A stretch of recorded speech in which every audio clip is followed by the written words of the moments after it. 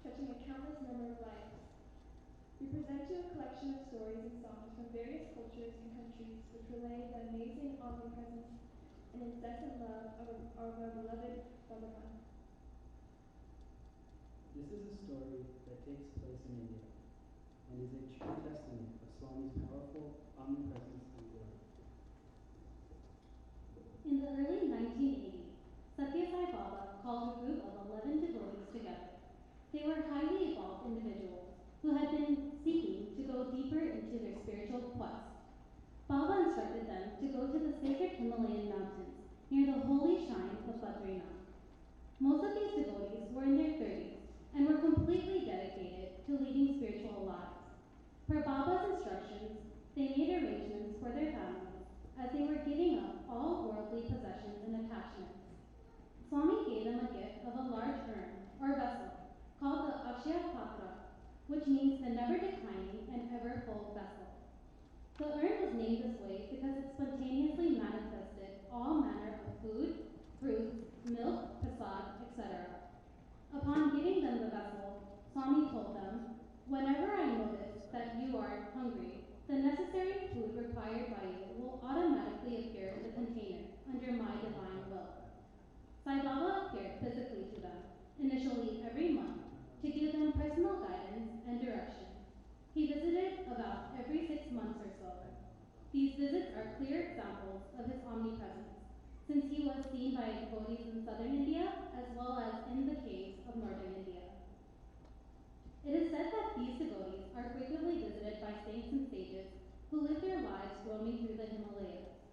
They come to partake of the vessel's prasad, and all have made reference to the great blessings this group have with Swami's personal spiritual guidance whenever they need it. As one sage said, those who have the good luck of having darshan of God incarnate, receiving his grace, and getting their daily food from the prasad patra given by him are really fortunate.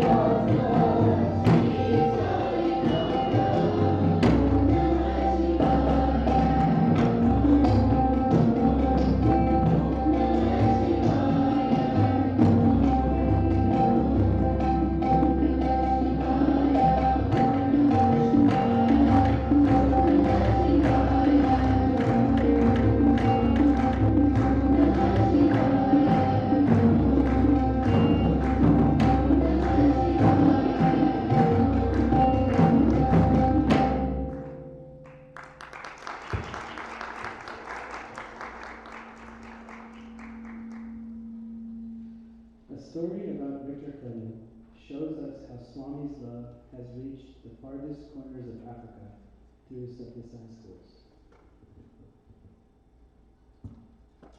The incident happened in 1978, and when Victor saw Baba for the first time in 1980, everything became clear to him.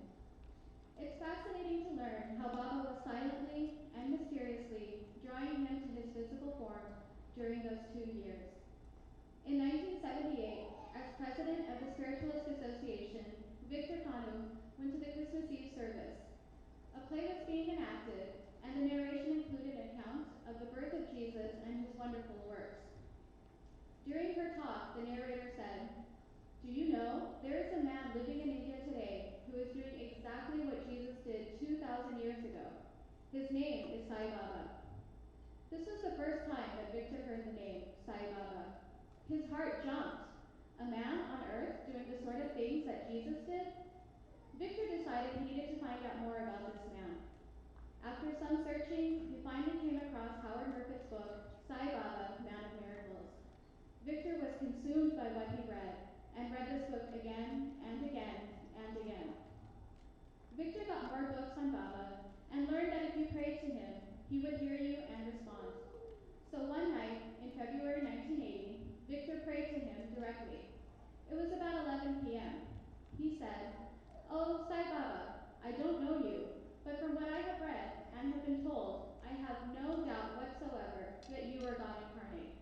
My wife and I would like to be your devotees. If you accept us, please give me a sign." Victor prayed and then went to bed.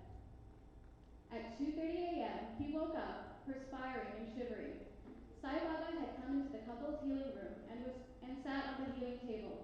And when Victor turned around and saw him, he was afraid and cried, "Oh God, help me! Jesus, Sai Baba, please help me!" Then he woke up. In those few hours, Sai Baba had responded immediately, and he had come in Victor's dream, accepting him and his wife as devotees.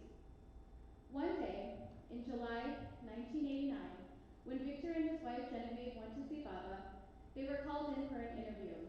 Swami told them, "Go to Zambia and spread my message of love through schools. Build a school."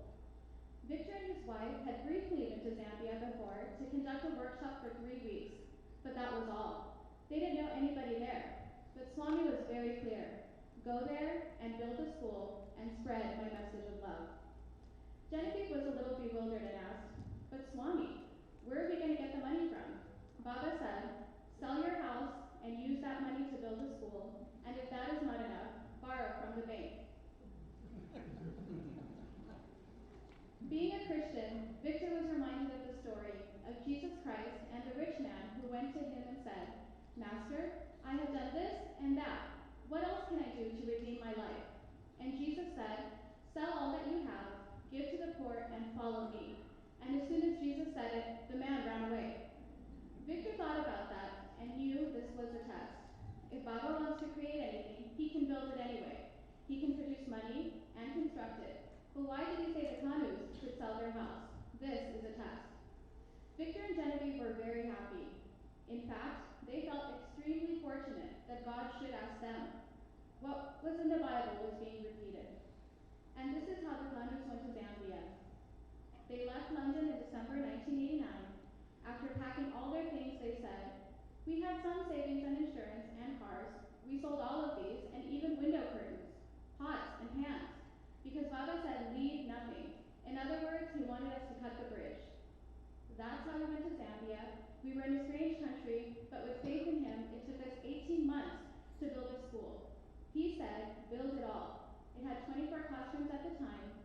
This was how we started the school in Zambia, the first Satya Sai school outside of India.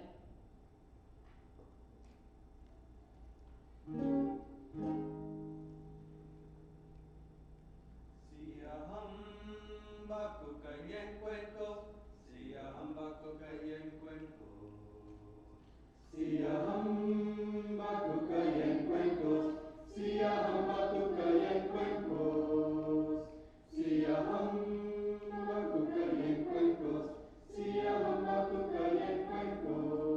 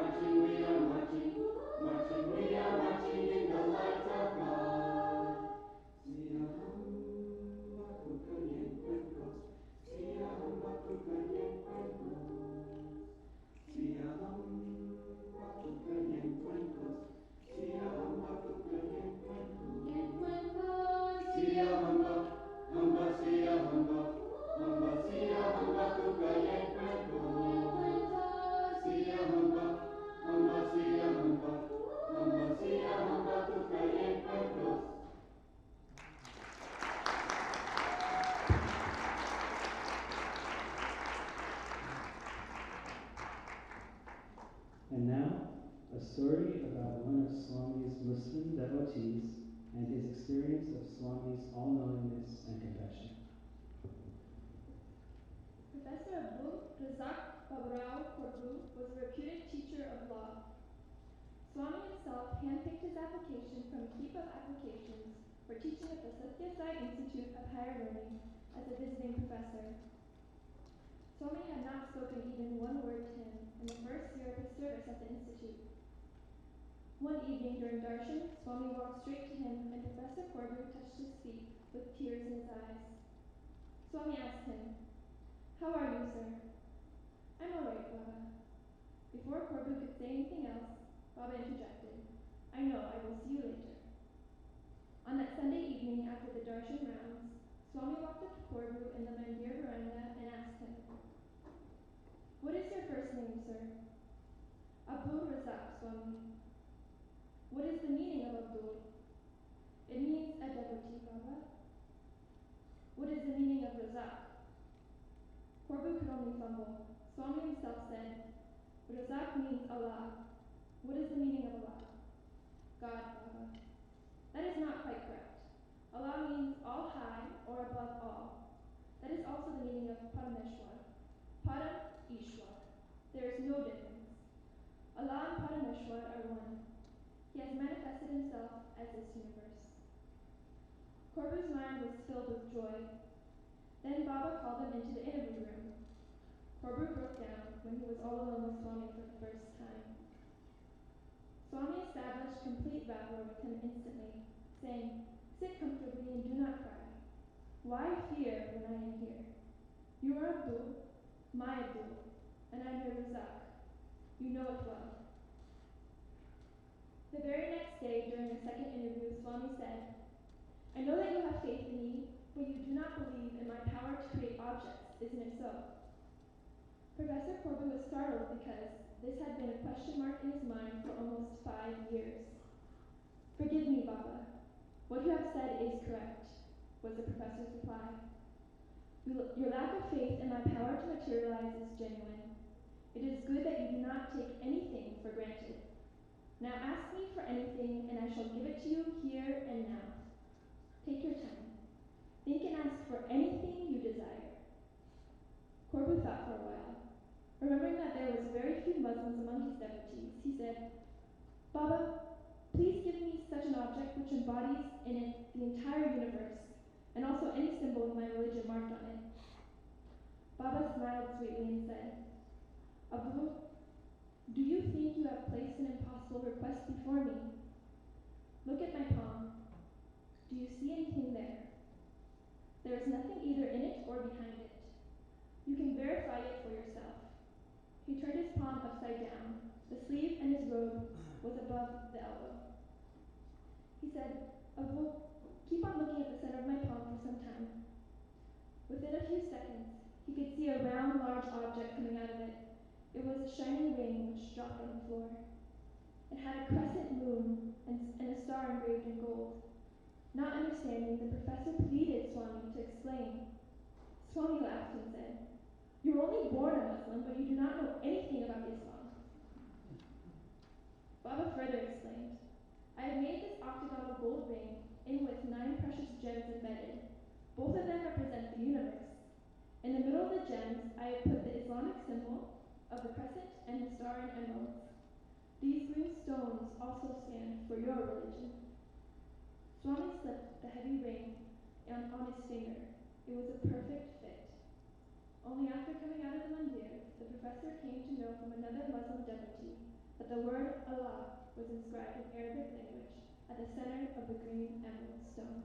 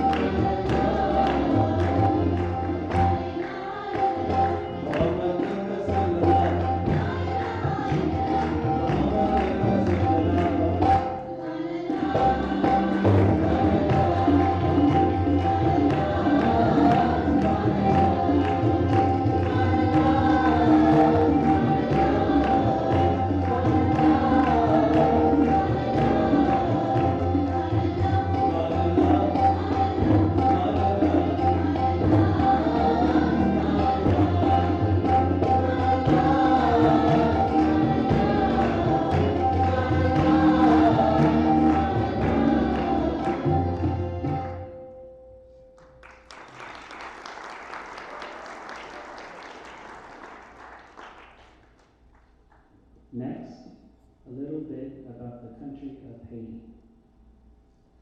The Haitians are a friendly, proud, and indomitable people, happy and full of spirit, despite living in abject poverty. Little did they know, on January 12, 2010, their faith and resilience would be put to an extreme test. On this day, a massive earthquake measuring 7.0 on the Richter scale struck the nation. The quake's epicenter was at the nation's capital in Port-au-Prince, which is also its most populated city.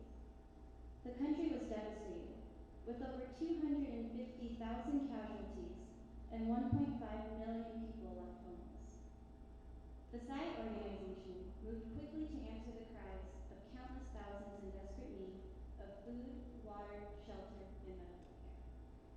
Young adults have been an integral part of the Haiti relief teams, being amongst the first team of responders. As of January 2014, SAG volunteers continue to serve the poor and deprived in Haiti, even after many other relief organizations have left the country. Food and cooking supplies are brought in from the nearby Dominican Republic, and with the combined efforts of volunteers from North, South, and Central America, over 3,000 meals a day are served to hungry men, women, and children living in tent cities. Swami's grace has brought miracles both big and small to Haiti. One Tuesday morning, a small 4-year-old boy asked his mother for permission to go to the SAG Operations Center. Normally, the Operations Center meets on Thursdays, so naturally his mother said he could not go. The small boy put up a big fuss. Finally, after giving in to her son's pleas, his mother called Shanti, the SAG volunteer in charge of the center, and asked if the boy could go. Luckily, Shanti said it was all right and that he would come to pick up the child himself. Upon arriving at the center, the boy sat by the altar and began chanting the Gayatri Mantra, while Shanti left to go supervise a group of volunteers preparing food for the relief camps. Suddenly, they all heard the boy scream. Fearing that the boy might have injured himself, they went running inside to see what had happened. But when they got there, the boy was not hurt at all. In fact, he was quite happy. He explained that Swami had walked out of the photo on the altar, sat in his chair, and listened to the Gayatri being chanted. Swami then told the boy to keep practicing, and then he walked back into his photo. This is the story of a path of love and hope. It's a story of Baba's love which took place in Argentina. Volunteers from the SAG Center in Buenos Aires started a service project for children who lived on the streets near the center. The volunteers befriended these children and invited them to the SAG Center so they could eat, shower, and wash their clothes. A teacher trained in Satya Sai education and human values also taught them how to read and write. The volunteers eventually learned more about the circumstances that negatively influenced these children, such as delinquency and robbery. The SAI volunteers resolved to take these children away from the streets, giving them a comprehensive solution to their problems. They rented a house for the children to live in, and they worked closely with the kids as they readjusted to society, giving them a vocation, and especially a new outlook on life. During one of their sessions together, one of the Sai devotees asked a child to dig up some dirt to plant some flowers. While doing so, the child discovered something bulky in the earth, and when he opened it, he saw that it contained 12 kilograms of pure gold. He called one of his companions, and the first idea in their minds was to run away with this treasure. But their human value teachings kicked in, and their consciences told them that they should give this fortune to the Sai volunteers who were working with them. Following Bhagwan's teaching to obey a country's laws, the Sai volunteers announced this finding to the authorities. After reviewing the facts, a judge declared that the gold belonged to the group that found it. This meant that the gold was the property of the Sai group, and they knew exactly what to do with it. They wanted to purchase a house to continue their work with the children, one that was in much better condition than the one they were currently renting. Seeking Swami's divine approval and blessing, members from the Sai organization traveled to India, using some of the money from the gold to bring one of the children with them, who had developed a strong devotion to Sai. A few days after their arrival, Baba gave them an interview, and with his infinite love, he told them that it was he who put the gold there. Then Swami granted his approval for purchase of the new house. And this is how this love circle is closed. Swami teaches us that if we take one step towards him, he takes 100 towards us. In fact, he is the one who fulfills our hopes when we work with a pure heart, without any personal interest, while trying to follow his teachings. Swami shows us that he is always behind us, close to us, and helps us to achieve self-realization through love. This is the path of love, miracles, and hope that the Lord offers us to redeem our lives.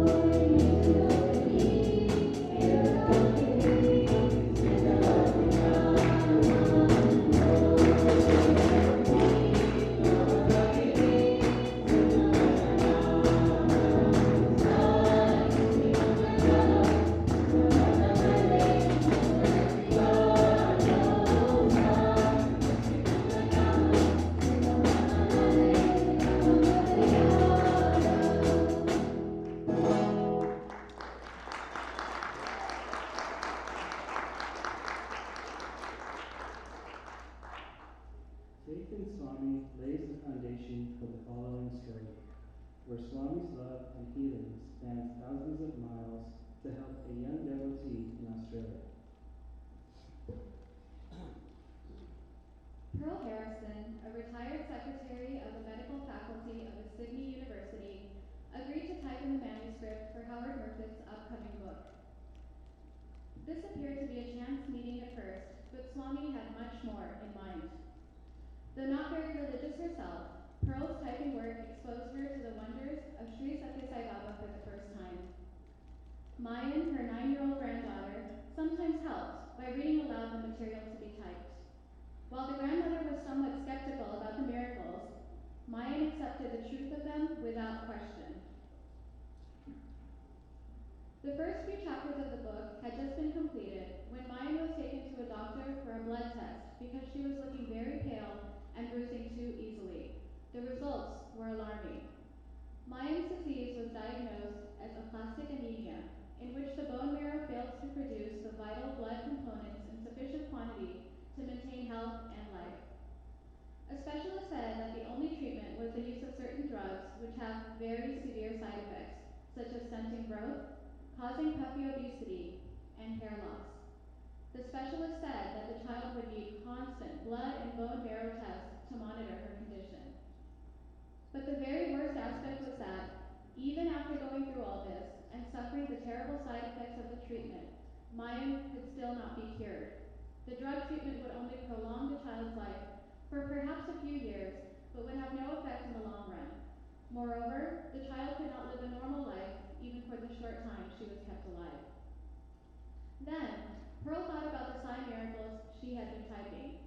She thought about her complete lack of faith in religion, considering herself Jewish by tradition, but not by observance. She began to recall the miracles that Sai Baba had performed, and began to think perhaps there was something real in all that she had typed.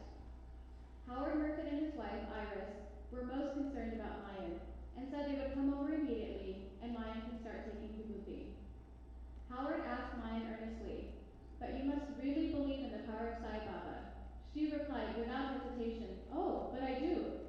She said it with complete faith. All of the family members agreed to allowing Mayan to take the Vibhuti. However, the immediate question was, should Mayan take the prescribed drugs?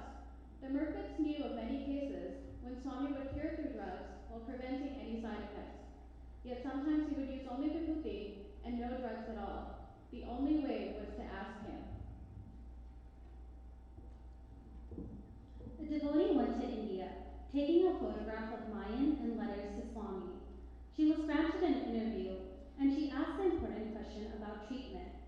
She said that when Swami looked at the photograph, his face had become very soft and compassionate, and he said, "No, no drugs, just vibhuti and water twice a day." The family wondered if they should follow these instructions, but Mayan said, "If Sai Baba said I should not take the drugs, then I won't take them." So after just 3 weeks on the treatment, she went off them and took only vibhuti. She was putting complete faith in the divine power to someone no member of the family had ever seen except in photographs. The Harrison home became a second center for bhajan and study groups in Sydney. The grandfather converted his big garage into a Sai temple, and a beautiful shrine was erected by some devotee. The temple acquired a sacred atmosphere, and the size of the group began to expand, with people coming from distant places to attend the bhajans. Mayan herself became one of the regular bhajan leaders. Maya's health was showing a steady improvement. The family had decided not to tell the doctors immediately that she was not taking the drugs. She was taken to the hospital for tests every 2 weeks, and the medical staff were delighted and perhaps surprised at the results. There was a dramatic rise in her red blood cells, a good improvement in the white cells, and the platelet count was slowly creeping upwards, about 10,000 at each test.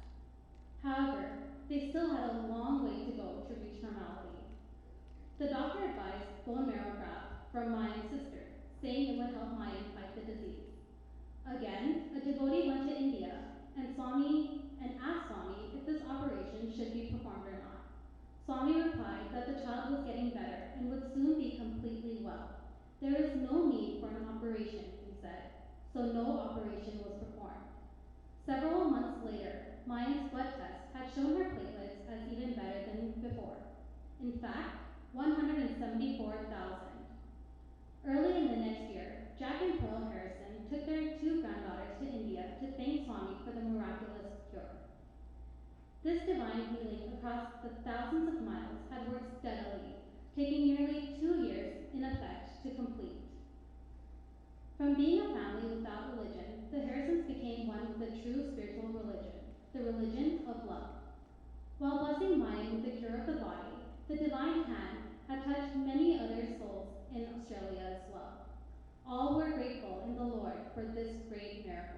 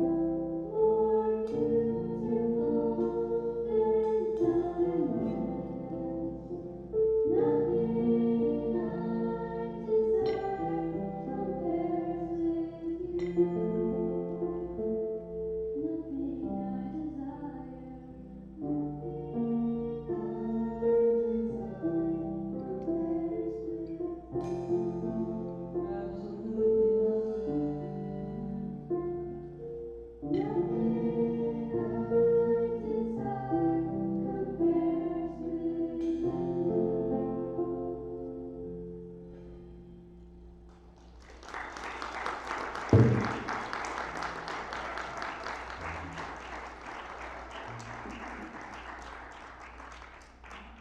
now, one of our own YAs, Anita, will share one of her own personal experiences about Swami's omnipresence in her life.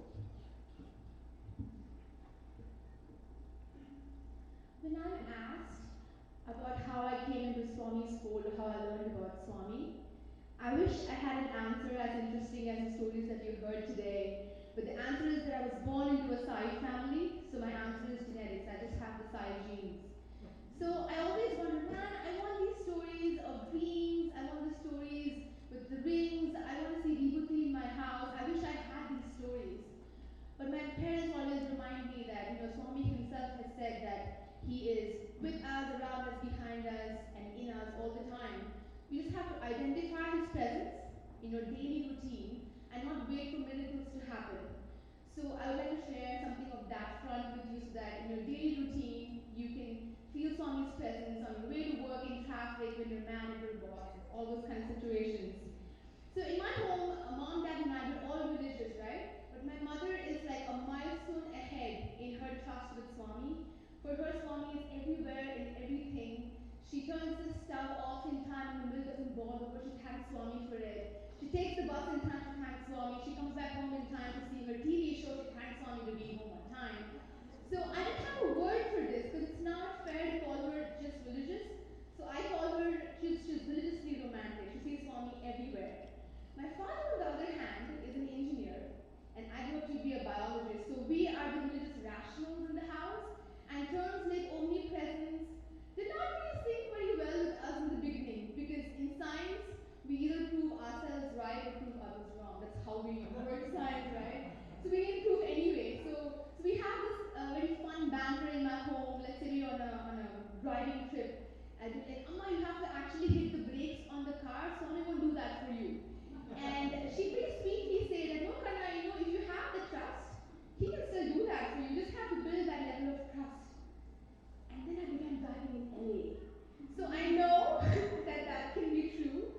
So when you if you have a situation where you're dodging an incredibly huge truck and you're like, oh my God, am I going to make it? Am I going to make it? And you do, you're like, thank God. It's actually Swami who has a plan for you.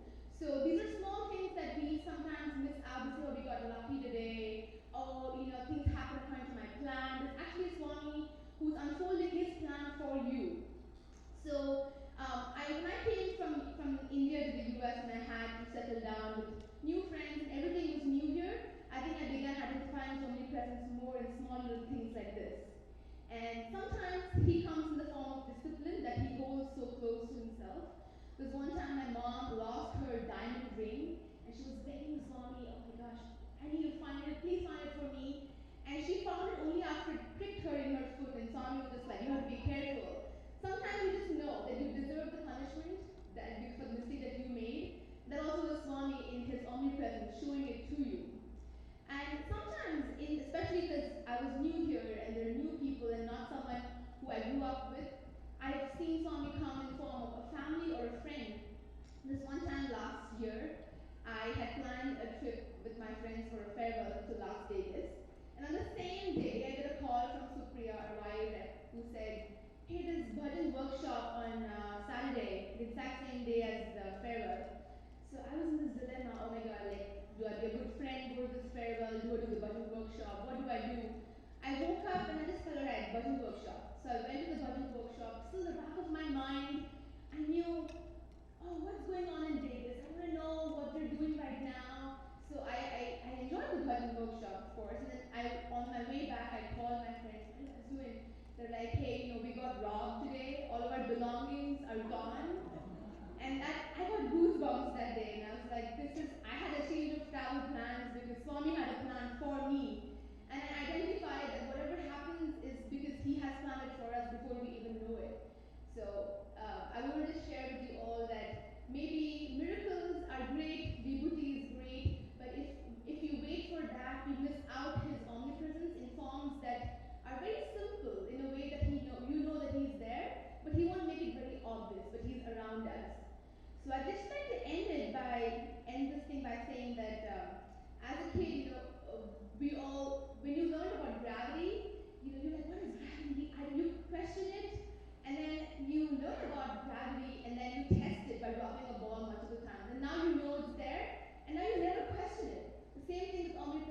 You question it, you doubt it, you check multiple times, and you know it exists, and then you never question it. That's how it was for me too.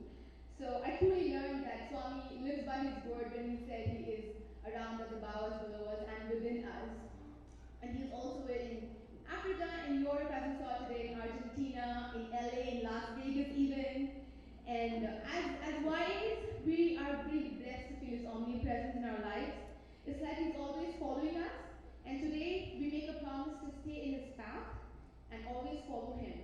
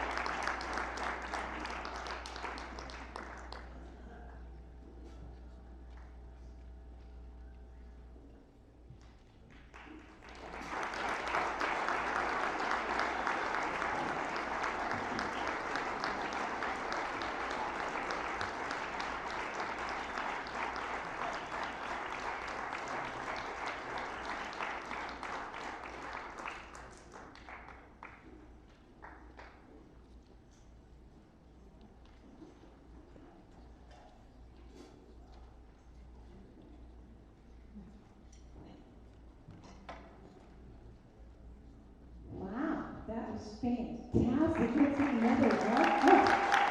Woo!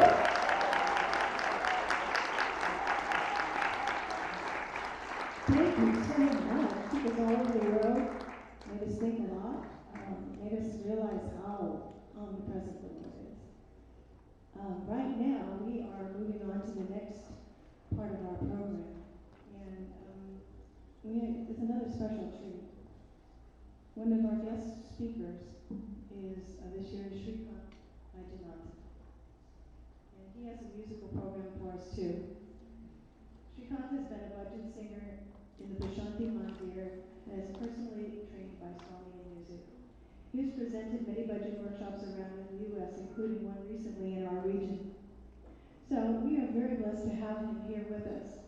Since we have a tea and snack break after Shrikant's program, you can just head out afterwards outside.